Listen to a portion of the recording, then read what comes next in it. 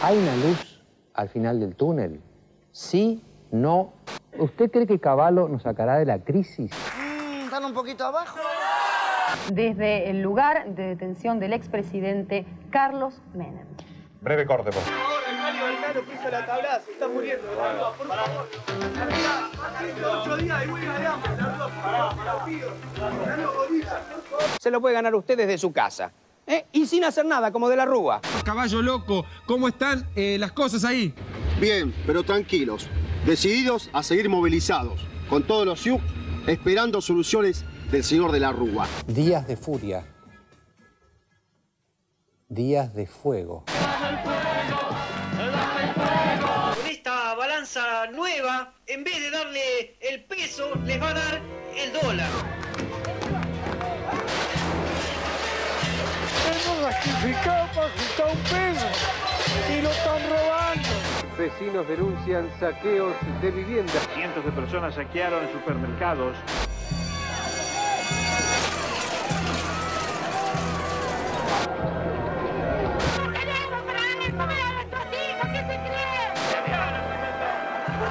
La muerte política de un presidente. La muerte de alrededor de 20 argentinos. El tema de lo que está pasando hoy, el día de hoy, y con los piqueteros también es un tema. Ya cuando entran, se meten con la propiedad privada, ya la cosa es muy, muy, muy grave, muy serio, Porque bueno, eso ya es una anarquía total, Ahí, en esos momentos, es cuando sale el ejército a la calle. He decretado el estado de sitio en todo el territorio nacional.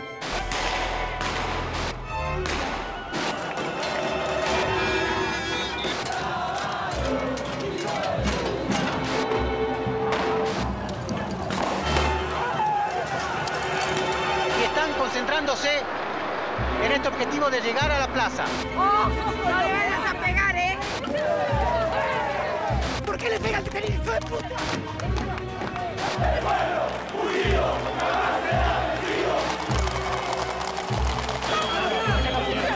Vamos todos con las piedras,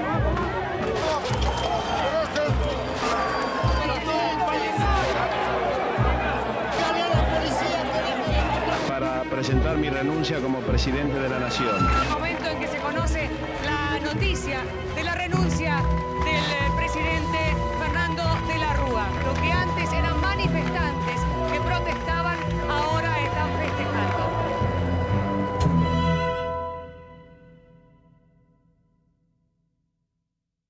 Yo consumía bastante de política a pesar de ser muy chica, porque me llamaba muchísimo la atención. Sobre todas las cosas por ser una nena que creció sin cable. Entonces, al crecer sin cable, no estaba familiarizada con los dibujitos, sino que consumía a Mario Pergolini, a, no sé, Marcelo Tinelli, a Susana Jiménez, o a programas de actualidad política que me transmitían un montón de la realidad. Cuando asume Néstor, no le tenía mucha fe. Era como un total desconocido, con una tonada bastante extraña. Yo soy del sur, pero no tenía tonada del sur, o no parecía una tonada del sur, así que era como dudoso.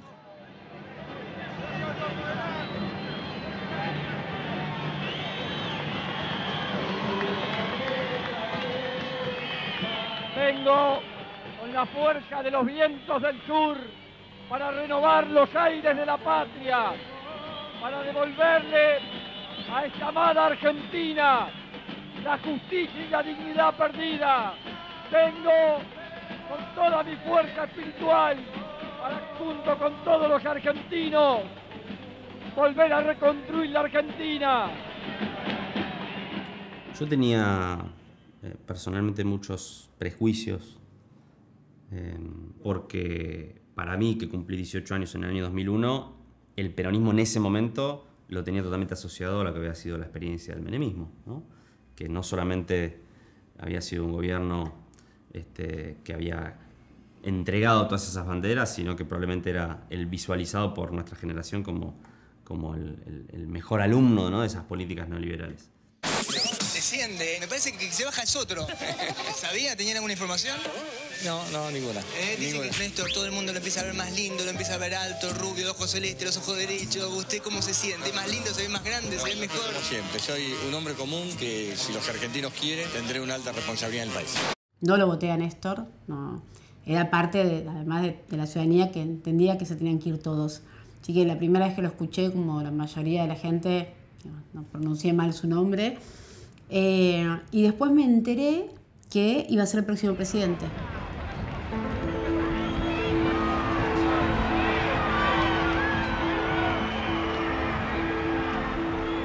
Néstor Kirchner para mí fue la persona que me volvió a hacer ilusionar y a creer en la política. En realidad no es que yo no creyera en la política me gustaba y mucho, pero nuestros referentes habían quedado muy en el pasado.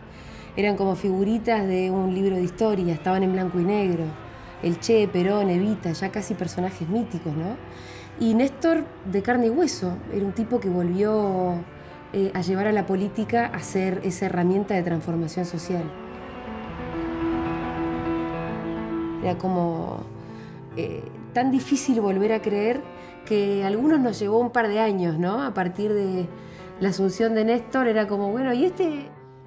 Lo mejor de Néstor fueron sus convicciones, fue su firmeza, fue su ternura también, el enseñarnos que se puede transformar y hacer política y tomar decisiones desde el poder, pero sin perder el cariño por los más humildes, y fue abrazar a los jóvenes para que se recuperara la confianza en la política y en la militancia. Todos los días se dedicó a sumar voluntades y a sumar adhesión para el sistema democrático. Lo que estaba en juego, lo que estaba en duda en ese momento era el sistema democrático. Yo, Néstor Carlos Kirchner, juro por Dios, nuestro Señor y estos santos evangelios, desempeñar con lealtad y patriotismo el cargo de presidente de la Nación y hacer observar fielmente la Constitución de la Nación Argentina. Si así no lo hiciere, Dios y la patria me lo demanden.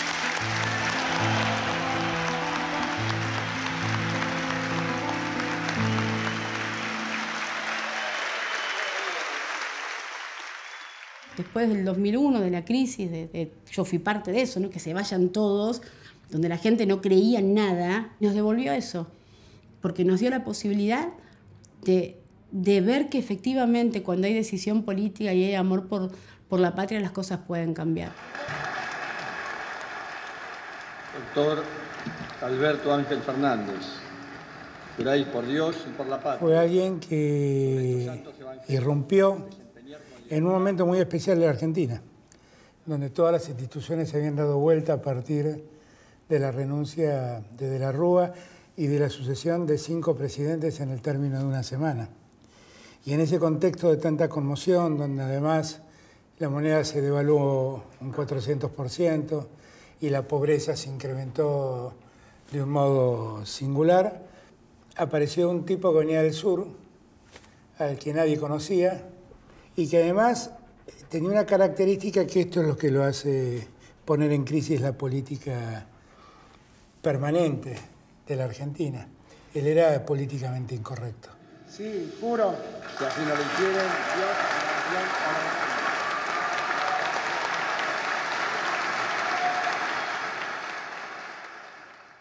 Ya teníamos la casa y queríamos agrandar la casa, hacer la parte de arriba.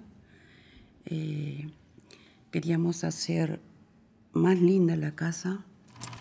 Mi marido sacó el préstamo hipotecario y bueno, pasaron 2 años más o menos, terminamos de hacer la parte nueva y él perdió el trabajo, se quedó sin trabajo. Y dejamos de pagar el préstamo. Y nos enteramos que a muchas familias ya le habían sacado la casa. Un día, sin avisarnos, llegó un señor y nos dijo que venía a tasar la casa. Y para nosotros era terrible eso, porque sabíamos que iba a ser rematado en cualquier momento. Y nosotros nos empezamos a llorar todos con mis hijos. Es la única vivienda que teníamos. No teníamos otras cosas. Y un día nos enteramos que había salido esa ley, que ya nadie podía perder la casa. Casa única, ¿no? Vivienda única. Y sacó el presidente esa ley.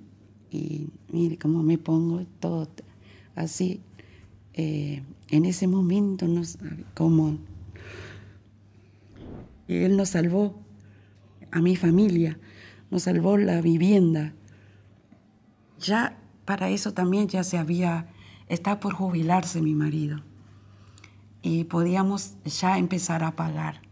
Nos falta poquitito para terminar de pagar.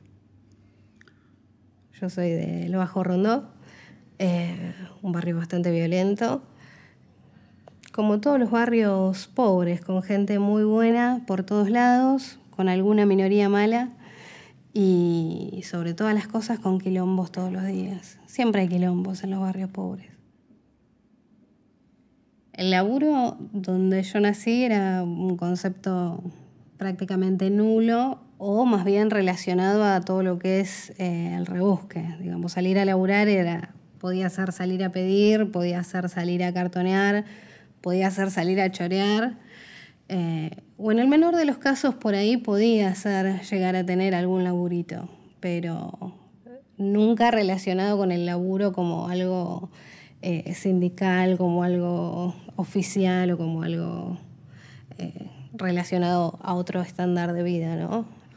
La crisis del 2001 fue una crisis de deuda. De hecho, la convertibilidad estalla cuando la Argentina no puede sostener el nivel de endeudamiento, cuando el Fondo Monetario Internacional decide cortar los flujos de fondos y finalmente eso lleva a la devaluación y el fin de la convertibilidad. Néstor Kirchner toma una decisión fundamental cuando a partir del año 2005 empieza a recibir presiones muy fuertes que lo convocaban a enfriar un poco el crecimiento de la economía para tratar de evitar algunas presiones inflacionarias, que los salarios no crezcan tan por encima de la productividad, es decir, moderar un poco el proceso de crecimiento económico para evitar algunos desequilibrios macroeconómicos. Y Néstor Kirchner toma una decisión de mantener la economía a toda marcha, ¿no? Que explica uno de los procesos de crecimiento más intensos de la historia argentina, ¿no? En este marco histórico y social y con esta conceptualización política es que abordamos lo que sin lugar a dudas es en esta etapa histórica el punto nodal de la cuestión argentina. Hemos culminado en estos días el proceso de canje de nuestra deuda en cesación de pago. La mayoría de los bonistas de la Argentina y de todo el mundo han presentado al canje sus bonos. Tuvimos la alegría de resolver un default que es el default más tremendo que vivió en la historia mundial y donde se hizo la quita más grande que la historia recuerda. Y merced a eso pudimos seguir avanzando. Hace pocas horas atrás decidimos terminar con esa deuda de 50 años y le dijimos que al Fondo Monetario Internacional basta la deuda externa. La Argentina paga, la Argentina se libera, la Argentina construye su destino, la Argentina empieza a construir su independencia. Había algunos que les convenía que el fondo viva apretando permanentemente a la Argentina. Se terminó. Tenemos decisión soberana. Somos los argentinos los que construimos nuestro destino. En esa tarea de equilibrar los desequilibrios, tuvo mucho que ver cómo hacía crecer los ingresos de los sectores más postergados y cómo favorecía con eso que la redistribución del ingreso se corrigiera, que estaba muy concentrada, como lo está hoy. Y eso lo hizo promoviendo aumentos de salarios, promoviendo aumentos en las jubilaciones, políticas activas del Estado, la promoción de la obra pública, la promoción de viviendas. Puso una energía a la economía argentina que la economía argentina no tenía. Lo que yo creo que marcó claramente en la política económica Néstor Kirchner es tener mucha claridad que la clave para la recuperación y el crecimiento económico es alentar la capacidad de consumo de la gente y el mercado interno, ¿no? Eso no solamente era una forma de mantener la economía en un sendero de crecimiento más intenso, sino que era la manera además de construir una sociedad más justa, ¿no? Esa idea del crecimiento con inclusión. Sabemos que el mercado organiza económicamente, pero no articula socialmente. Debemos hacer que el Estado ponga igualdad allí donde el mercado excluye y abandona. Es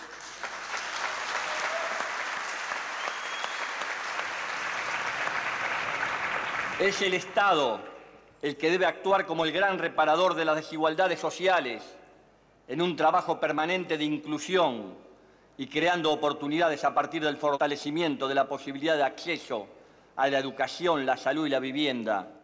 En un primer momento empezó a cambiar el entorno económico y de alguna manera el barrio siempre se las arregla para ver lo negativo. Vos pensás que cuando te van a faltar una calle y vos viviste toda la vida en calle de tierra, te parece un bajón que asfalten porque ahora van a pasar las motos a las chapas, van a pasar los autos rápido y ya las criaturas no pueden jugar afuera.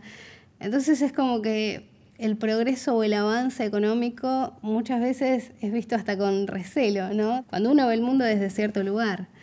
Todo el mundo se empezaba a comprar motitos 110, que en esa época era un furor en el barrio, y era como que todo el mundo rompía los huevos con la moto. Entonces era como una mezcla, ¿no? De ver que ahora todo el mundo accedía a ciertas cosas, y bueno, también en cierta parte es muy fácil, cuando las cosas van mejor, atribuírselas a uno mismo, ¿no? O al trabajo o al esfuerzo, ¿no? Y uno siempre está al filo de caer en esos lugares comunes. Yo creo que la medida de mayor justicia social de su gobierno es la moratoria que le permitió a 6 millones de jubilados y de jubiladas acceder a un ingreso por primera vez en toda su vida, un ingreso en blanco, cosa que no habían tenido en 50 años de trabajo. Como si estuviéramos nosotros charlando en un café y de golpe sale el tema de Néstor. Nosotros tuvimos la desgracia de quedarnos sin trabajo en lo que era Gatic Pigüé. El grupo Gatic en Argentina empleaba 8.000 trabajadores en todo el país y Pigüé era la planta principal porque ahí se generaba la materia prima para lo que se conocía de los productos de la empresa, Adidas principalmente. Eso llevó un tiempo prolongado de angustia. En el 95 ya la empresa entró como en crisis y se prolongó hasta el año 2004, en donde cerraron las plantas. En verdad, nosotros ocupamos la fábrica en febrero del año 2004 y tuvimos la lamentable situación por agosto de sufrir un desalojo muy violento, no nada acostumbrado en lugares como Pigüé.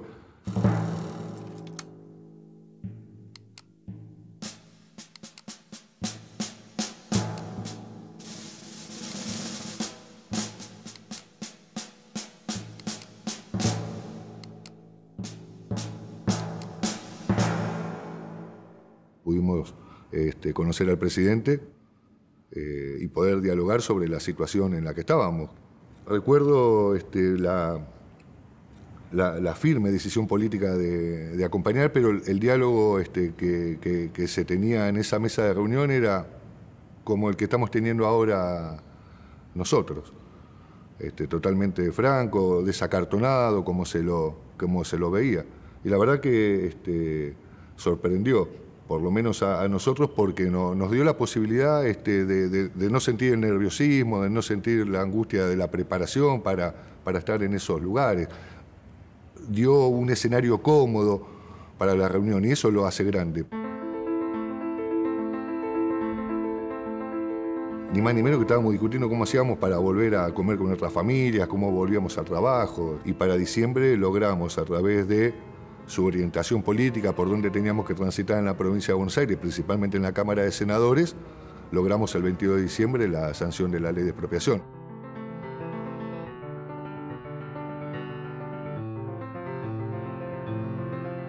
No lo sé cómo explicarlo, porque hay algunos sentimientos que no son fáciles de explicar. Nos permitió nuevamente poder volver a comer con la familia, no esperar a que terminen de comer los pibes y mientras nos hacíamos los tontos con la mamá, si sobraba comíamos después. Esa primera etapa, que es la que le tocó a Néstor como presidente, era una etapa de mayor consenso.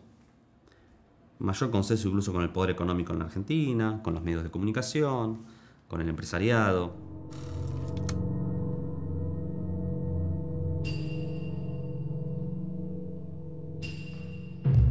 El punto bisagra es el conflicto por la resolución 125, ¿no? El llamado conflicto del campo. Y con ese conflicto del campo se abre un conflicto que va mucho más allá de la discusión específica de las retenciones agropecuarias, que es una discusión de modelo de país, que es una discusión sobre qué rol tiene la distribución del ingreso y la inclusión de los sectores populares en un modelo económico.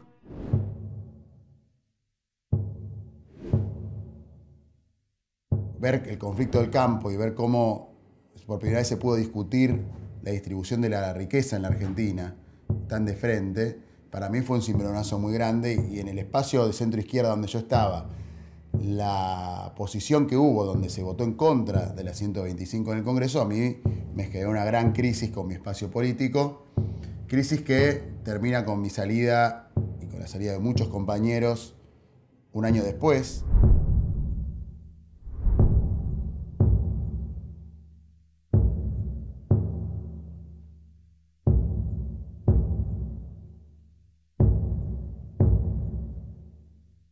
Si bien se perdió, yo creo que el legado es importante, que ahí se marcó muy fuerte también quién era quién, me parece, en Argentina. Siempre que llovió, paró. Vos querés decir que el gobierno de Kirchner va a durar, para mí, 2 años más, o sea que 2 años son muy duros. ¿2? Y esa pinza... ¿Te parece? ¿No son 2, 3? ¿Cuántos son? No sé qué va a pasar después del 28 de junio. Eso es lo que te quería escuchar. Pero no sé qué va a pasar. Hay un señor que se llama Cobos, ¿no? Sí, radical es la hora, ¿no? Un señor que anda radical por ahí. Es la hora. Sí, dice que es vice. Sí. En el periodo que se abre después de ese conflicto, para un sector muy importante de la sociedad argentina, que estaba acostumbrada a ver cómo gobiernos, cuando perdían una batalla contra el poder, su reacción inmediata era retroceder, era ceder. Cristina, como presidenta, y con Néstor al lado, por supuesto, toman la decisión de no solamente no retroceder, sino de ir por más, de redoblar la apuesta. Ese hecho y esa decisión política creo que nos marcó a mi generación absolutamente. Nos hizo ver que era posible cosas que probablemente hace poco tiempo antes nos parecían imposibles. Que era posible plantársele al poder.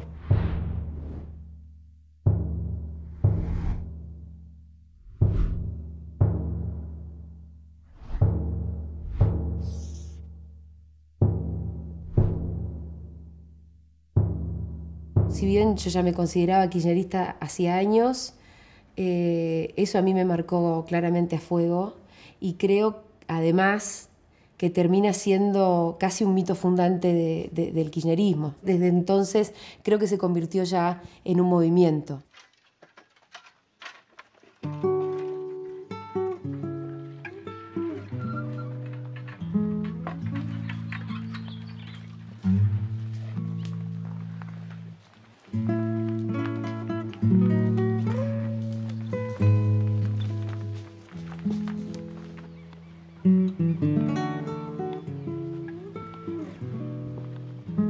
A Néstor lo he conocido, bueno, estando cerquita en una oportunidad cuando he sido junto con otras compañeras delegadas a entregarle una carta de parte del movimiento campesino de Santiago del Estero en una oportunidad que ha venido a Santiago Capital, para que tengan conocimiento sobre todo de los conflictos que estábamos pasando las comunidades campesinas por la tenencia de la tierra, con presencia de grupos armados. Nosotros hemos tenido la oportunidad, de alguna manera, desde la invisibilización, desde la criminalización sistemática que veníamos viviendo, a tener como un espacio donde poder expresar nuestras problemáticas, sobre todo la tenencia de la tierra, y más en un momento en que la provincia continuaba siendo una provincia con el poder feudal vivo y estando ahí, ¿no?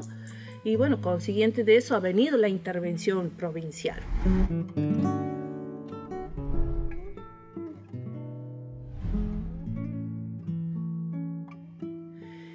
Basado básicamente en la violación sistemática de los derechos humanos de las familias campesinas y urbanas, ¿no? La participación en la ley de bosque, algo que nos parecía súper importante en el tema del cuidado y protección del ambiente, sobre todo el semiárido, que es la zona donde estaba siendo atacada fuertemente por los desmontes ilegales, ¿no? Y la expulsión de las familias campesinas.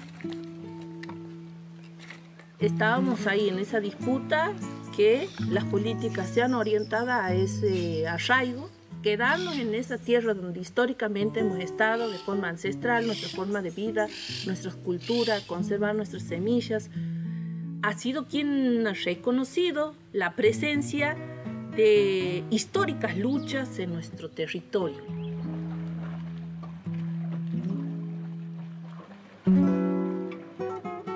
Para mí creo que ha quedado un poco pendiente que realmente darle el corazón del asunto, la redistribución de la tierra, que continúa siendo una materia pendiente, ¿no? Y creo que poco a poco se va dando huellas, caminos para ir concretando eso, ¿no?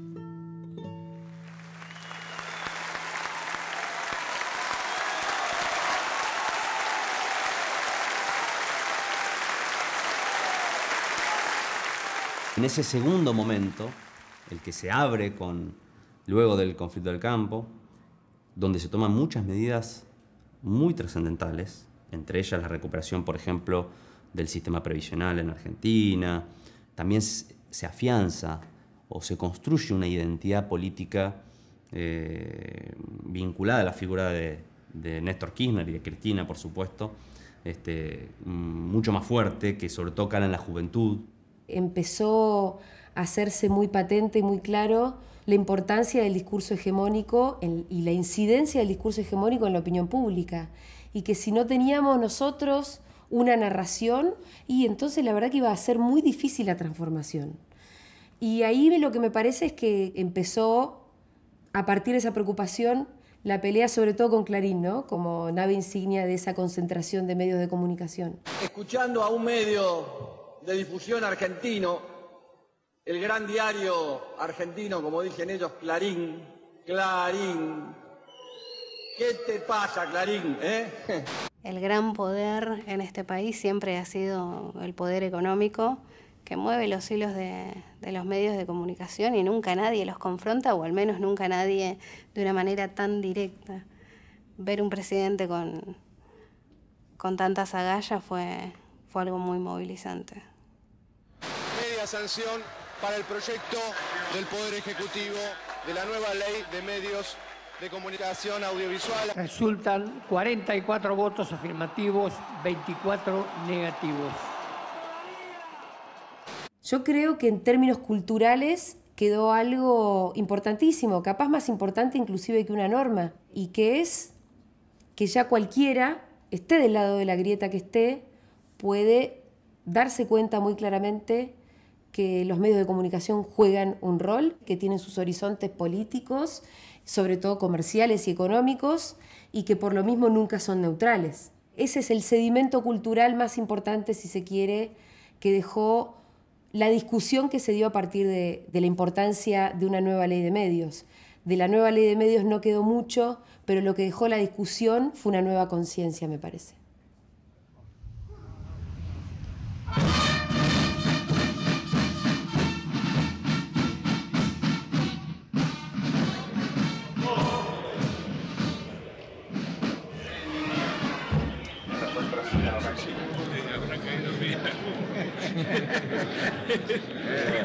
¿Cuántos años de casado? Nosotros tenemos 30. Acto seguido, se firma el memorando de entendimiento entre el Instituto Nacional de Tecnología Agropecuaria. Estamos felices de tenernos aquí en la Argentina, de compartir, de debatir, de discutir, de pensar, seguir trabajando, demostrar que podemos ser los arquitectos de la construcción de una unidad en América como corresponde. Nosotros respetamos el libre comercio. Bien decía Lula, no es una cuestión ideológica esto, pero el libre comercio no va a solucionar nuestros problemas de empleo, ni de pobreza, ni de miseria. Olvídense de eso, los que todavía creen en ese cuento.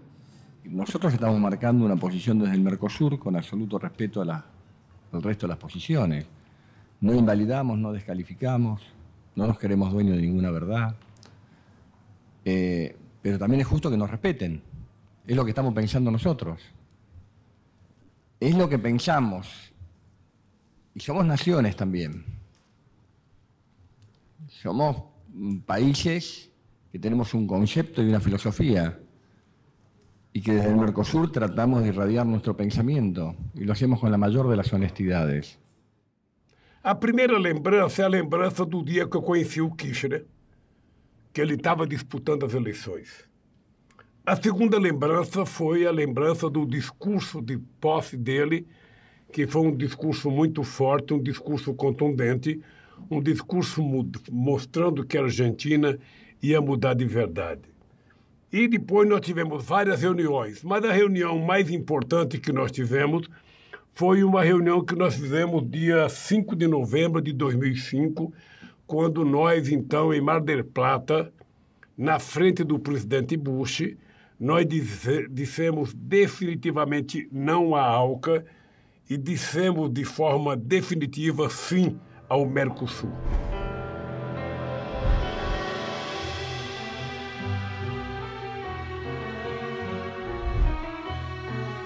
Essa reunião foi uma reunião marcante para mim, porque também consolidou uma relação muito forte entre Chávez, Kirchner e eu, para defender o processo de integração da América do Sul e para defender o fortalecimento da Unasul e a criação da Unasul. Ou seja, eu penso que foi um momento muito rico na relação Kirchner e Lula.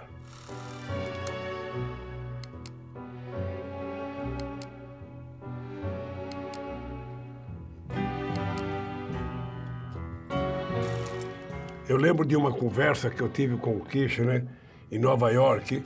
Tinha muita matéria nos jornais argentinos e nos jornais brasileiros, notinhas, criando certa dificuldade na relação Lula-Kirchner. Ora a imprensa fazia uma nota falando uma coisa, outra fazia outra. E a gente estava em Nova York, numa reunião do Conselho da ONU, e eu fui com o Celso Amorim. Aí eu cheguei lá e falei, Kirchner, é o seguinte, eu queria que você me dissesse, sabe, o que você tem contra o Brasil, o que eu fiz para você, porque tem muita matéria enviesada pela imprensa que eu não estou agradando. Aí tivemos, eu acho que a conversa mais séria que um presidente do Brasil e um presidente da Argentina já tiveram. Conversa de dois companheiros e nós fizemos um pacto, tá? Qualquer coisa que sair contra você no Brasil, ao invés de eu falar com a imprensa, eu vou te ligar, Kirchner. E qualquer coisa que sair na Argentina, criando qualquer confusão entre eu e você, sabe, você me liga e nós vamos resolver pessoalmente, sabe, as nossas divergências, os nossos problemas e tal. E isso aprimorou muito a nossa relação, aprimorou demais a nossa relação.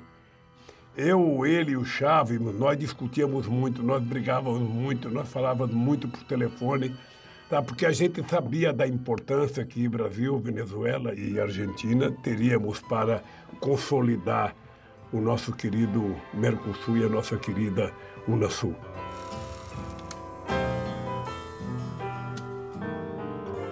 Eu sinto saudades do tempo que governávamos juntos, sabe? Sinto saudades daquele tempo. Sobretudo da nossa relação, Chaves, Kirchner e eu. Nós éramos 3 companheiros, sabe, que não tinha segredo entre nós. O que fosse preciso contar um para o outro, a gente contava. O que fosse preciso ajudar um outro, a gente ajudava. E eu acho que foi o melhor momento de integração da história de 500 anos da nossa querida América Latina e da nossa América do Sul.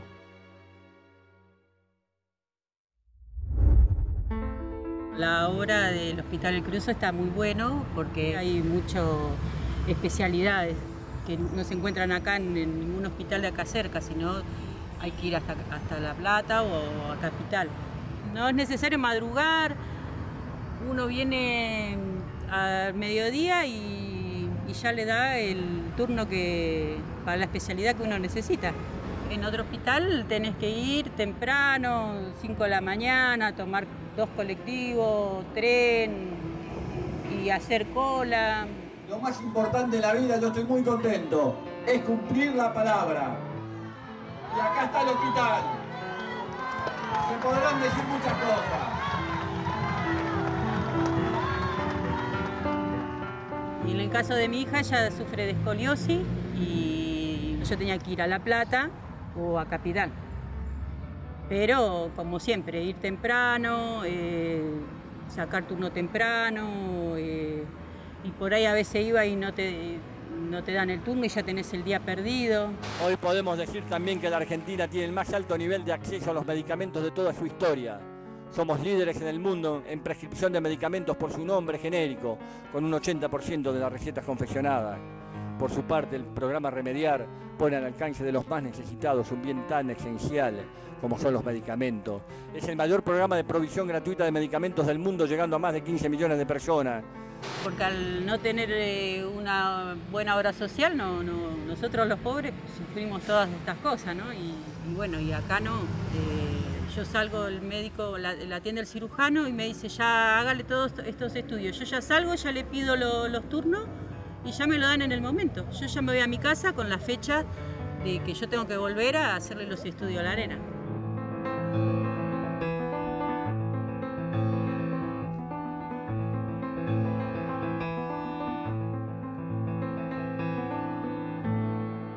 La diferencia estadísticamente del acceso a la educación universitaria de un chico de Moreno con respecto a un chico de 3 de febrero, es decir, primer cordón, segundo cordón, contando que estás a 40 kilómetros de Capital, hay una distancia física, una distancia cultural también.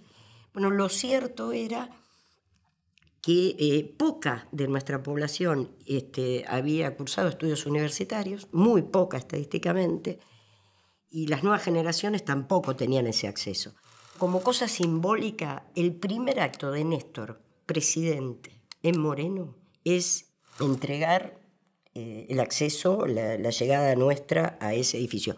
Era un viejo edificio muy lindo, que hoy es el campus de la universidad. Nosotros ahí mismo firmamos convenio con la carrera de Comunicación Social de la Universidad de La Plata y alguna carrera del IUNA en ese momento, hoy UNA. No era un lujo, ¿no? Digo, a ver, esta comunidad tan pobre o con carencias de otro tipo, ¿por qué esto? Bueno, pues tiene que ver con el desarrollo y con la igualdad, ¿no? Con estos 2 criterios. Porque el statu quo decía que para qué universidad en el conurbano. Se inicia con esta voluntad política de Néstor este proceso de lo que después fueron llamadas las universidades del Bicentenario. Otra presencia simbólica de Néstor, el día que asume el rector normalizador. Un momento muy importante fue el 14 de octubre de 2010. Yo creo que el último acto público de Néstor, por lo menos en la provincia de Buenos Aires.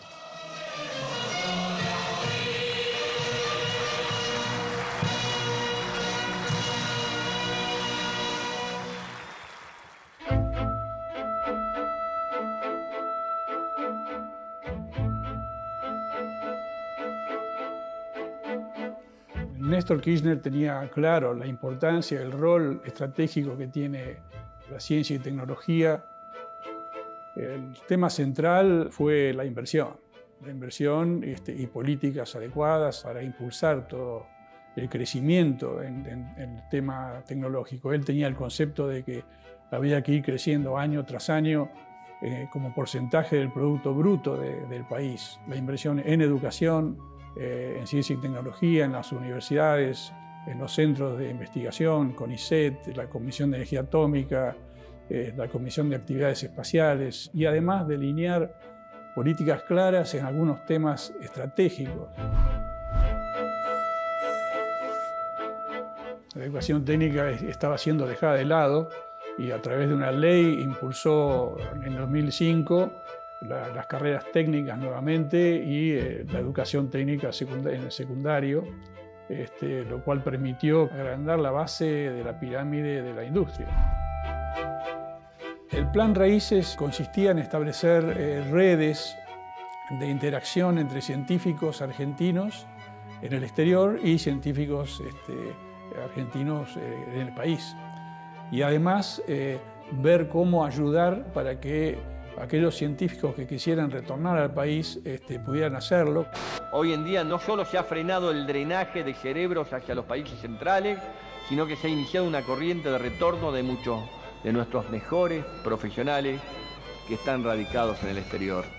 El tema nuclear también, en el 2006, después de 12 años más o menos que Atucha 2 estaba parado, la central nuclear la retomó, se decidió que se iba a terminar y la central se puso en operaciones en el 2014. Cuando decidimos poner en marcha esta obra nuevamente, había no importa quién, algunas personas cercanas que trabajaban conmigo que me decían que era gasto público improductivo.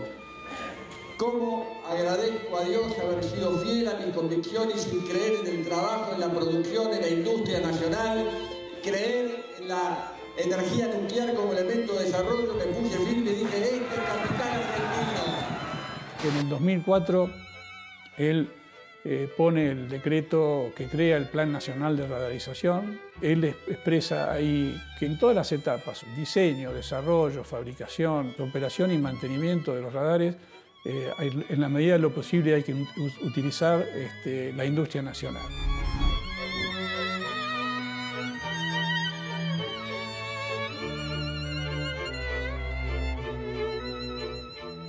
Las posiciones orbitales geoestacionarias son activos escasos y estratégicamente muy valiosos. La idea de por qué no hacer una empresa propia, una empresa argentina que tome ese rol y que opere después las posiciones orbitales.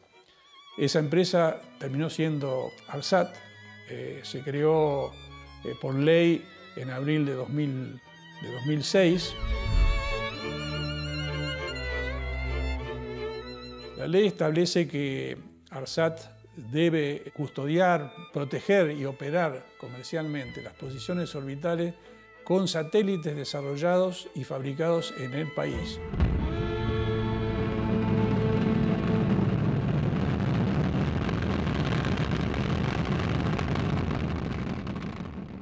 Respecto a Néstor Kirchner, yo creo que lo más importante, lo mejor es hacer lo que se dice. El rumbo que marcó Néstor Kirchner para un país de futuro fue impresionante.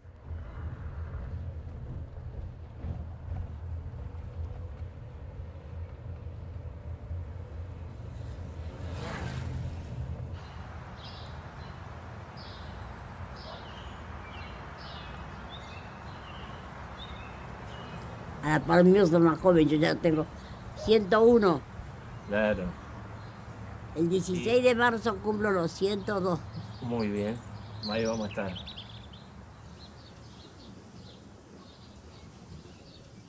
Lo que pasa es que ella había venido con el nene, porque la buscaban de allá de Buenos Aires, se vino aquí, que estaban. Entonces... Así que usted estaba ahí, adelante cuando sí. Pasó todo. Claro, porque yo digo, no está, y entonces me saca así. Y fue donde le pegan con la lata del revólver a mi marido en la cabeza acá. Que después se le hizo un cáncer. Porque yo le decía, querían entrar, y entraron. Algunos entraron de los vaguitos que traían de los soldados. Las poquitas moneditas que tenían me las llevaron. Y me otras cositas así. ¿Y que a dónde iba a ir a reclamar? Porque quería reclamar, yo saber dónde la iba a poner a mi hija. ¿Y le ayudó a alguien, alguna gente del barrio, de la parroquia, no? En ese momento. Nadie. Mucho miedo tenía la gente también, porque...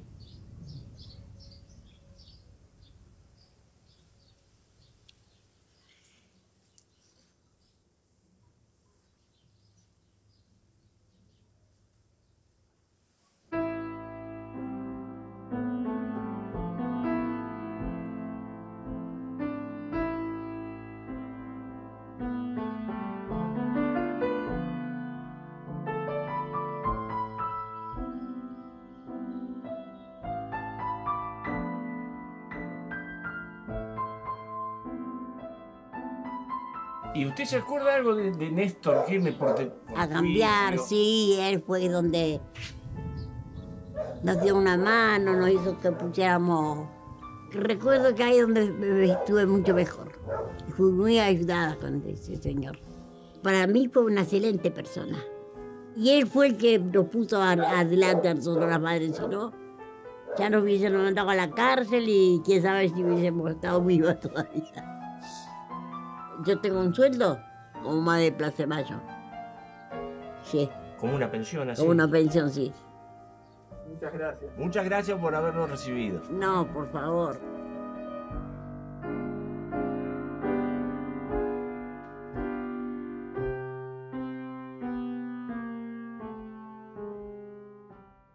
Recuerdo con mucha claridad la recuperación de la ESMA y la nulidad de las leyes de impunidad en la Argentina que permitieron reabrir los juicios y condenar a los genocidas de la última dictadura. Recordemos que por leyes sancionadas en el Congreso, por indultos sancionados durante la década de los 90, entre mediados de los 80 y hasta el año 2004 en la Argentina reinó la impunidad. Decláranse insanablemente nulas las leyes 23.492 y 23.521. No sé si uno hacía una encuesta el 25 de mayo de 2003 y preguntaba si la sociedad argentina quería tener juicio y castigo a los genocidas, si eso iba a encontrar a la mayoría unida. Pero él construyó el consenso social para eso y él le dio popularidad y masividad a una causa que era una causa justa, que sostenía el campo popular, que sostenía la militancia, pero no sé si en la gran mayoría de la sociedad argentina eso había alcanzado el consenso necesario. Y él avanzaba y avanzaba convenciéndonos. Cada paso que él daba, él hacía la pedagogía social de convencer, de persuadir. Conducir es persuadir, como decía Perón. Bueno, él nos persuadía todos los días de que podíamos hacer más y de que estábamos para mucho más de lo que creíamos que la Argentina estaba.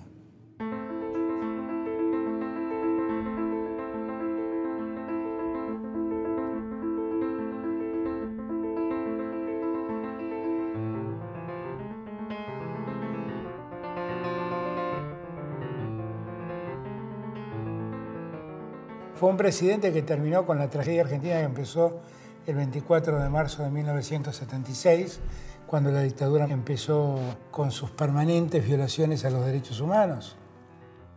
Y lo terminó del modo en que nadie pensó que se podía terminar, que era sometiendo a los genocidas a la justicia.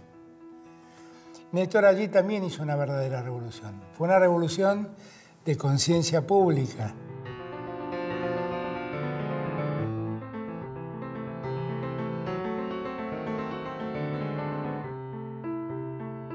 De conciencia pública, de entender que hay hechos que no pueden quedar impunes y que una sociedad no puede codearse con los asesinos. Y hablemos claro, no es rencor ni odio lo que nos guía y me guía, es justicia y lucha contra la impunidad. Y a los que hicieron este hecho tenebroso y macabro de tantos campos de concentración como fue la ESMA, tienen un solo nombre, son asesinos repudiados por el pueblo argentino.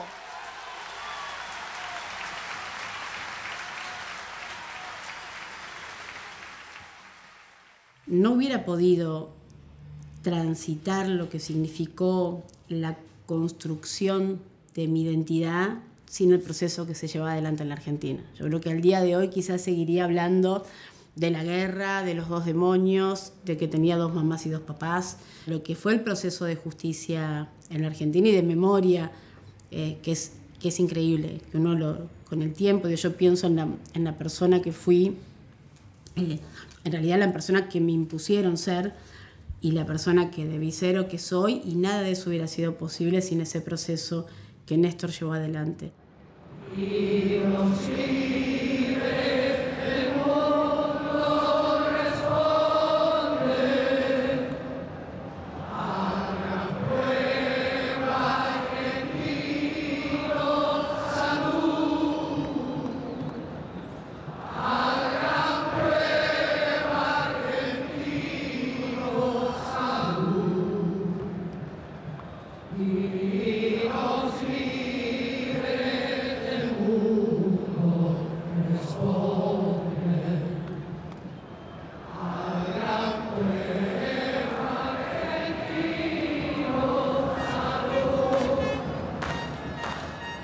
Reconocerse como parte de esa generación diezmada, abrazar a las madres y las abuelas y construir ese sueño de los 30.000 como parte de esa realidad efectiva que empezó a hacer la Argentina. Lo que posibilitó este proceso distinto en la justicia y que no avance la impunidad fue que los derechos humanos se convirtieron en política de Estado, porque son los juicios, es la condena a los responsables de los delitos de lesa humanidad, es la posibilidad de que se entienda que quienes apropiaron bebés no son papás del corazón, son genocidas, son responsables de crímenes atroces.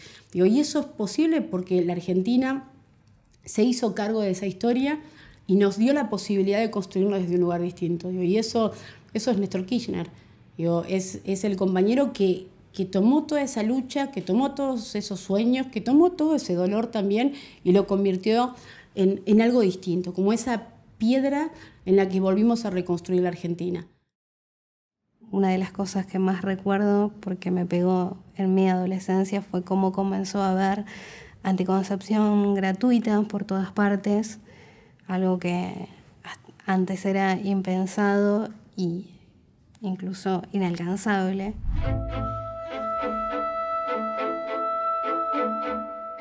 Por primera vez en la Argentina se empiezan a distribuir gratuitamente desde el Estado anticonceptivos que llegan a todo el país. Pero antes de eso solo se podía acceder a través de la cobertura de las prepagas o las obras sociales. Había una barrera que significaba una profunda inequidad. Y creo que esto es un punto muy importante para destacar porque tiene que ver con la posibilidad de decidir en el momento en que queremos o no queremos tener o asumir una maternidad. La Ley de Educación Sexual a nivel nacional es una realidad con la aprobación este miércoles en el Senado. Por primera vez se establecieron contenidos mínimos curriculares para empezar a impartirla en las aulas. Es muy importante porque, hablamos de integral, no solo hablar de la cuestión biológica, de cómo prevenir un embarazo no planificado en la adolescencia, sino apunta a los vínculos, ¿no? La sexualidad nos atraviesa desde el nacimiento y esto apunta a vínculos más igualitarios, a evitar el bullying, la discriminación, a promover vínculos más democráticos entre mujeres, varones y otras identidades, a reconocer otras identidades también dentro de las aulas. Es una ley clave si queremos trabajar por una sociedad más igualitaria, sin violencia de género, ¿no? Trabajar en la prevención de la violencia machista en los noviazgos, la deconstrucción de este patriarcado que todavía nos atraviesa. Y en ese año 2006 también se aprueba en el Congreso la ley de anticoncepción quirúrgica. Y otra vez, por primera vez, las mujeres podemos decidir, se convirtió en un derecho elegir si queríamos, por ejemplo, una ligadura tubaria. Hasta ese momento era una prerrogativa de los profesionales de la salud, del médico, indicarla, aun cuando una la pedía. En el corto lapso de nuestro gobierno, hemos concretado gigantescos pasos para mejorar la calidad institucional, los cambios que tienden al fortalecimiento de la Corte Suprema de Justicia. Se estableció contemplar la diversidad de género y Néstor Kirchner impulsó la incorporación de 2 mujeres, ¿no? Por primera vez hubo 2 mujeres en la Corte. Este aspecto que se reconoció como un gran avance desde los feminismos, ¿no? De promover la incorporación de mujeres en lugares de poder.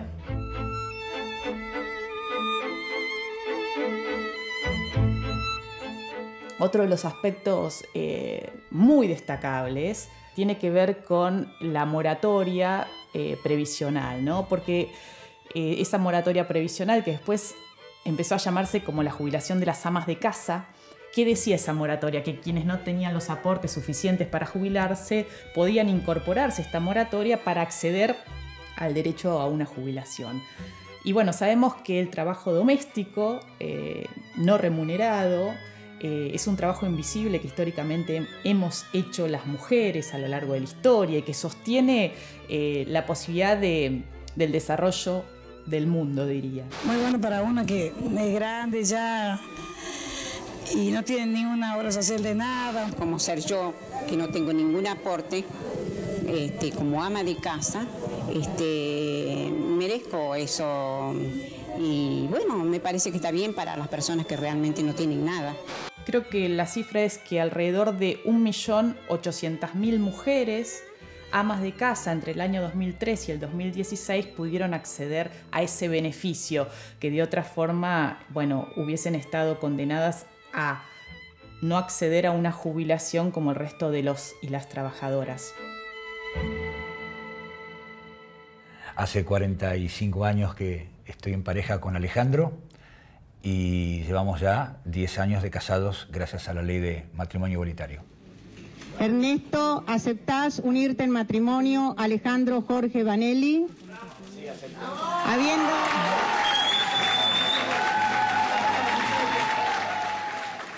El clima antes de la sanción de la ley de matrimonio igualitario, por supuesto, era bastante adverso. Había mucho prejuicio y hasta persecución. En la época de la dictadura fue terrible. Digamos, la persecución que había tenía un plus por ser homosexual, ¿no? Las personas de color o con los judíos o con algún problema de religión, cuando volvían a su casa los padres los recibían y les decían, bueno, vamos, les explicaban por qué y los ayudaban, los apoyaban. En cambio, con lo que era gay o lésbico, al revés, en la casa recibían o por ahí los echaban o había un rechazo absoluto para el tema. O sea que no tenías dónde refugiarte. O sea que creo que se cambió un paradigma muy importante, porque no solamente con la cuestión del colectivo LGBT, sino con respecto a la sexualidad. Porque se tocó el tema en las mesas familiares sobre la sexualidad, que no solamente tiene que ver con tu afinidad sexual, sino que también tiene que ver con la libertad.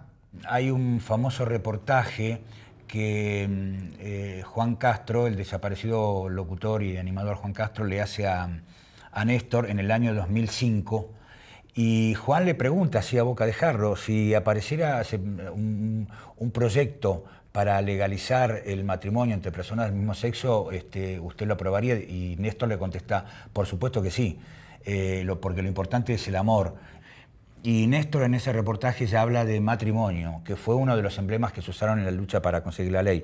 El mismo derecho y con el mismo nombre. El matrimonio lo que más tiene que ver, como dice Ernesto, ¿no? Cuando le preguntaban si se casaba por amor y él dijo, no, yo me caso por dinero, que la gente se quedaba así, dice, porque yo quiero que la situación patrimonial, como Alejandro tiene hija y tenemos nietos, que quede claro, ¿no es cierto? Y es por eso que tanta gente ha quedado echada de su casa cuando ha muerto su pareja, porque la familia se quiso adueñar, o situaciones que te impiden ser un ciudadano de primera como cualquiera.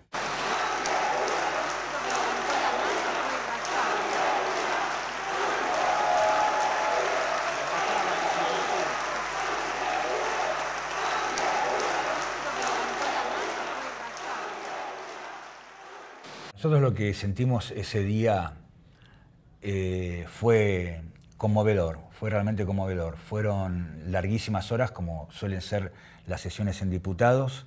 Estuvimos ahí presentes en un palco viendo todo estaba el curul, el asiento de Néstor vacío. Nosotros mirándolo fijamente, no era una cosa que mirábamos, Néstor, ¿cómo que no viene? ¿Cómo que no viene? La cuestión que alrededor de las 12 de la noche aparece Néstor.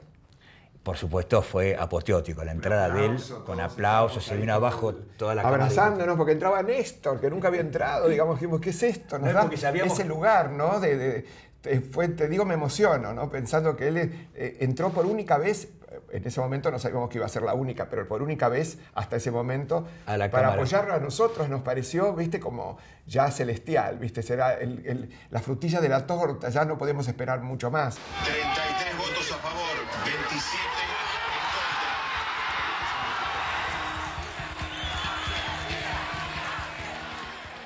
Primero decíamos, y una ley no va a cambiar la mentalidad de las personas. Y sin embargo, algo de eso sucedió, porque lo que vino después de la ley fue como, digamos, como un reverdecer de las libertades. La gente, incluso los heterosexuales, que no tenían ningún interés creado sobre esta ley, nos paraban en la calle, nos felicitaban, nos abrazaban, nos agradecían que hubiéramos conseguido esta ley.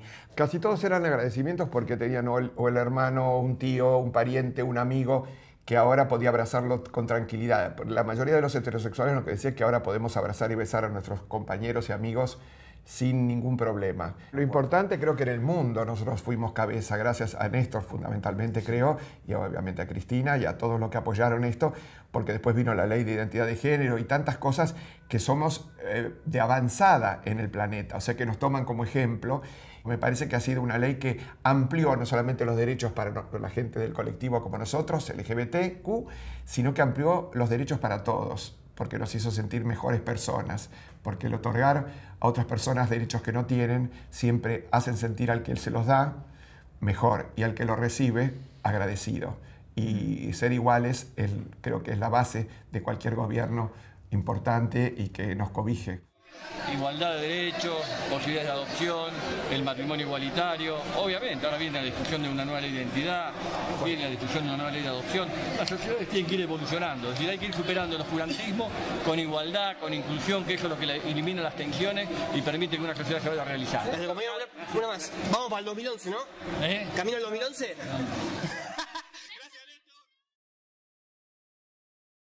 En verdad yo viví con Néstor la más maravillosa aventura que un hombre en política puede vivir, que es llegar al poder desde la nada misma. Nosotros estábamos en el desierto, solos y con una lata de anchoas. Y cuando me toma juramento y me abraza, lo abrazo y le digo al oído, ¿viste, Néstor, que llegamos? Y me contestó, ¿cómo que llegamos? Si recién estamos empezando. Y tenía razón. Ahí empezaba la verdadera historia. Poucas vezes país do mundo teve presidente, primeiro com caráter, segundo com a dignidade, terceiro com a força de defesa dos interesses do povo argentino, quarto com a solidariedade y quinto con humanismo que tuvo Kirchner. Yo creo que Néstor Kirchner fue un hombre de la política que fue parte y se metió en el sistema político argentino, pero que nunca se olvidó de sus orígenes, de dónde venía y sobre todo nunca se olvidó a qué generación pertenecía. A cualquiera que quiera saber quién fue Néstor Kirchner le basta ver su primer discurso el 25 de mayo de 2003 y va a encontrar ahí la respuesta. Formo parte de una generación diezmada, castigada con dolorosas ausencias. Me sumé a las luchas políticas creyendo en valores y convicciones a las que no pienso dejar en la puerta de entrada de la Casa Rosada.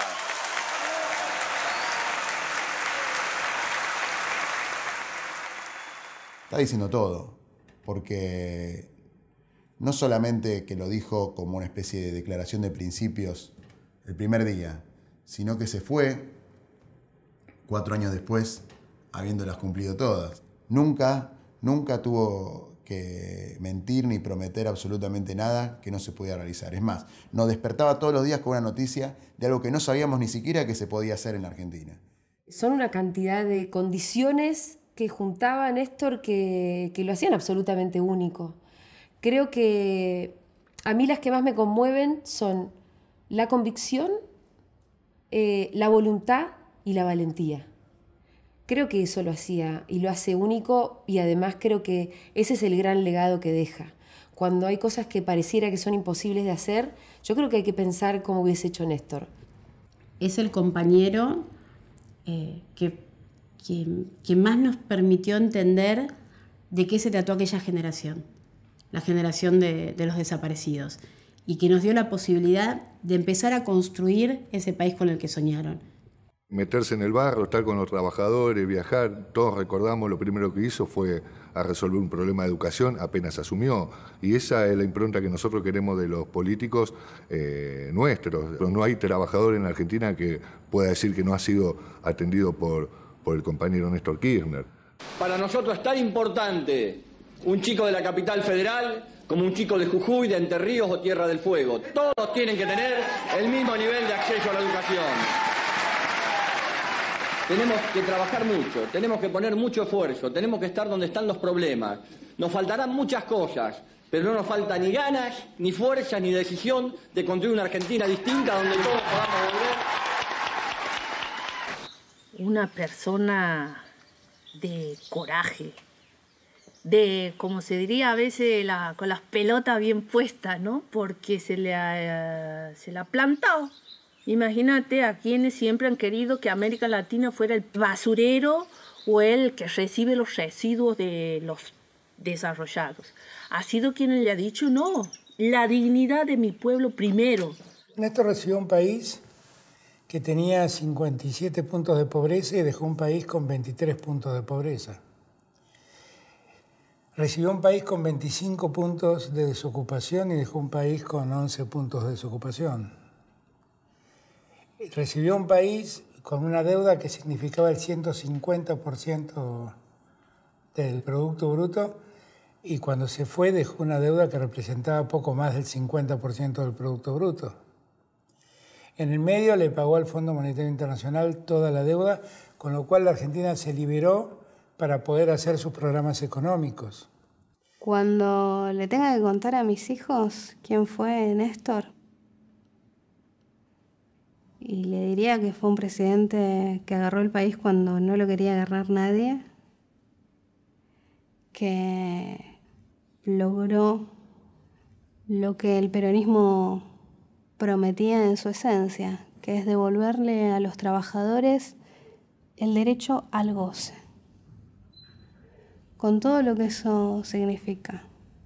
El goce a través de un buen salario, con poder adquisitivo, el goce a través de la salud sexual y reproductiva, irte de viaje a algún lugar o comprarte una ropa de una marca que nunca te habías comprado, o tener algo parecido a lo que siempre habían tenido más tus patrones que tus amigos, ¿no? El derecho al goce del laburante.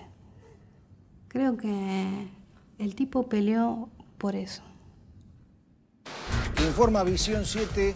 Falleció el expresidente de la Nación, Néstor Kirchner, esta mañana, minutos después de las 9. Estuvo internado en un sanatorio de El Calafate, fue internado de urgencia por una afección cardíaca. Raúl de la Torre, Fernando Franchelli. Vamos a ampliar la información. Cuando el Zócalo decía tan grande murió Néstor y uno quería decir, no, pues frenemos el mundo, paremos acá, ¿podemos retroceder un poco y evitarlo? Y fue muy impactante además porque yo estoy convencida que cuando muere un militante, y sobre todo un cuadro político con ese volumen, el agujero que queda en el mundo es inmenso. El esfuerzo que hay que hacer para llenar ese vacío es el esfuerzo que tal vez haya que hacer de a miles. La cantidad de gente no solamente ya ha rebasado la capacidad de la Plaza de Mayo, sino por Diagonal Norte, llega hasta el Obelisco, por Diagonal Sur, también está llegando hasta la Avenida Belgrano, por Avenida de Mayo llega hasta la Avenida 9 de Julio. Realmente es impresionante la cantidad de gente, el desfile es incesante. Estaba durmiendo, era muy temprano cuando nos enteramos, y agarré el auto de Pibú y me fui al velorio. Junté 2 compañeros porque íbamos a viajar 600 kilómetros y volver otros tantos. Hicimos esas 7 horas de cola dolorosas, pero cuando vos veías a la gente sentías que era maravilloso. Y fue una jornada con una mezcla de tristeza, pero de muchísimo orgullo. No se veía eso de qué épocas, ¿no? Y hoy estamos aquí para rezar. ¿Por quién? Por un hombre que se llama Néstor,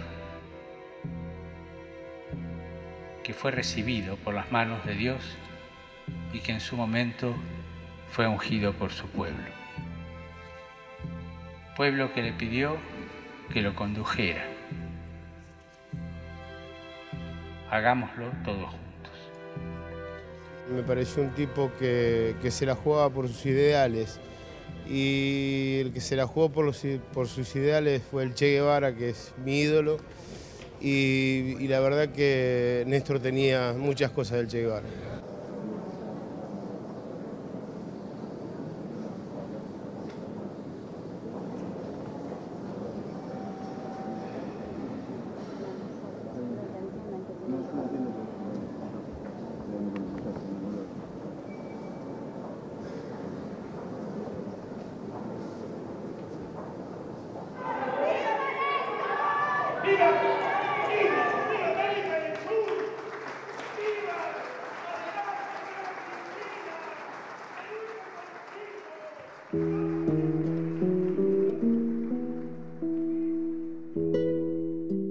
¿Pero por qué te tienes que morir, Néstor?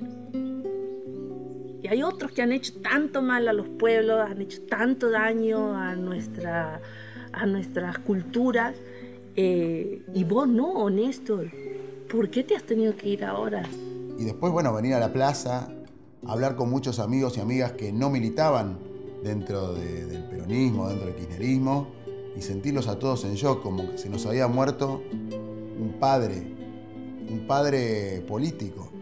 Eu estava em São Paulo quando eu fiquei sabendo que tinha morrido o meu querido companheiro Néstor Kirchner. Então, quando eu recebi a notícia, eu não queria acreditar que era verdade.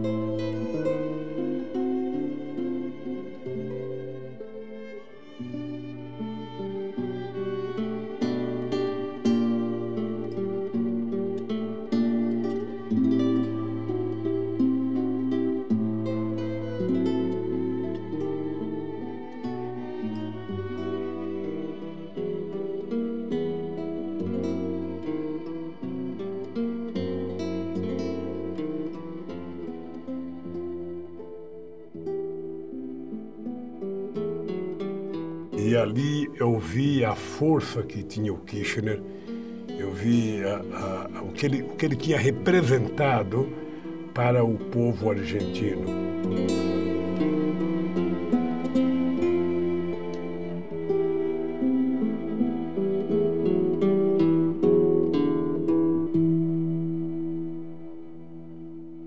Me parece que además la muerte de alguna manera empujó, ¿no?, a una generación entera de gente muy joven que empezó a militar en política a partir de la muerte de Néstor. Porque creo que a mucha gente le pasó eso, de sentir ese vacío enorme que dejaba el fallecimiento de Néstor Kirchner y la necesidad de ir y tener que llenarlo. ¿Cómo vamos a hacer? ¿Cómo vamos a hacer? Muchos centros de estudiantes secundarios ganó el kirchnerismo a pesar de que tenía siempre dificultades para hacerlo. Y creo que era el reconocimiento de una nueva generación que abrazaba la política gracias a él, gracias a lo que permitió su gobierno. Y la verdad el recuerdo que tengo es que me derrumbé en el sillón del living de mi casa. Me derrumbé, me quedé ahí sentado, estaba solo en casa además. Me quedé sentado sin saber qué hacer, bajé la cochera, me subí al auto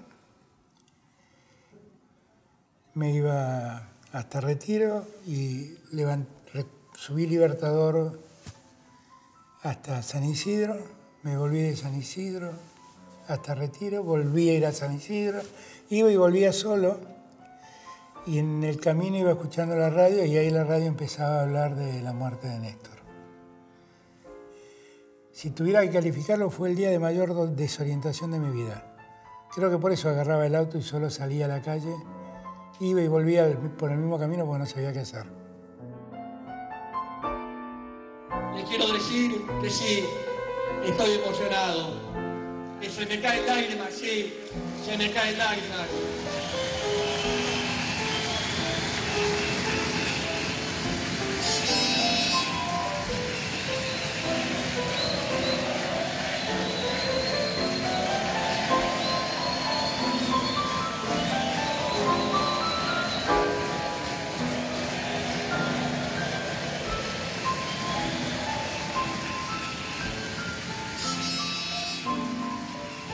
Quiero decir que yo no tengo otro lugar, no tengo otro destino que estar junto a ustedes, luchando del lugar que sea.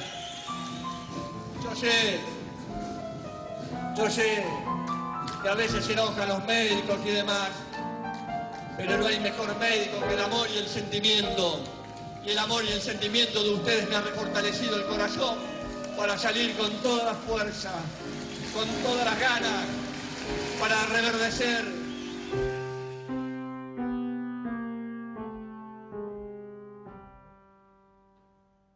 Eu, se pudesse dizer 2 palavras por Kirchner agora, sabe o que eu diria?